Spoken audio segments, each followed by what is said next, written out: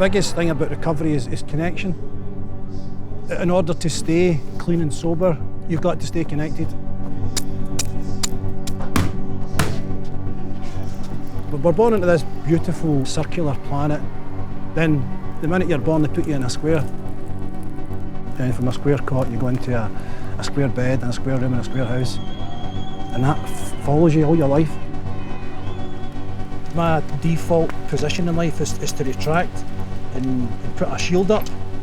Because when I was a vulnerable child, I was abused.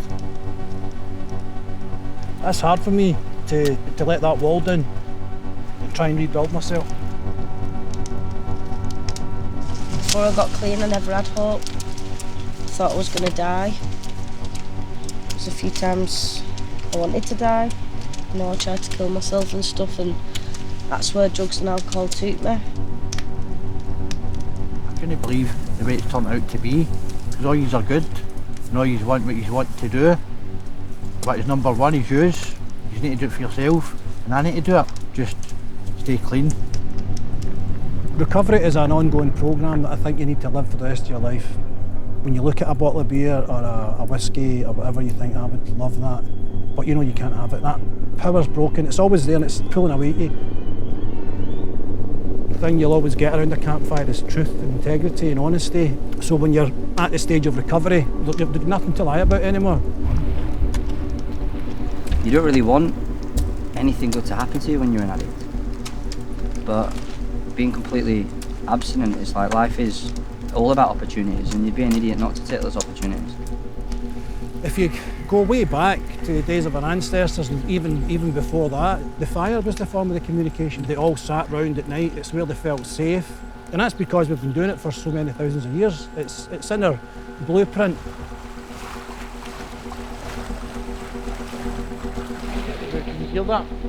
It's not going away. Can you hear the water? It means it's flooding. Oh, there was rain during the night. It's been heavy rain. It's come off the top of the hills and it's just, the river's just come right up, the river swelled up. Alright, somebody ordered a fire. I guess when you're in a more controlled environment, it's probably more predictable what will happen. But when you're out there, the unknowns can be a challenge. See, I was coming out the tent because I couldn't sleep in the tent. So I was like, I'll go to the van to have a sleep. So I got to the wee fire and I was like, how's these chairs away floating down the river? Oh, it's fucking cold already. I'm not even in the water. It's fucking freezing.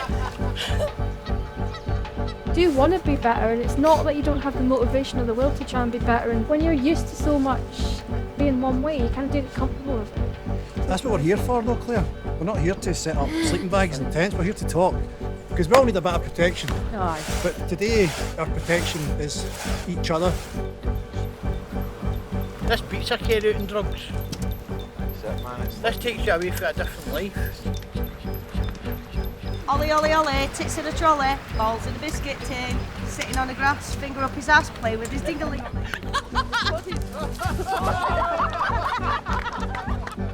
You can't get healed in the same environment that got you sick. You've got to remove yourself from that to get better. You need to make yourself vulnerable again. And I think every addict needs to break down the wall bit by bit and rebuild it. That's what we're all aiming for.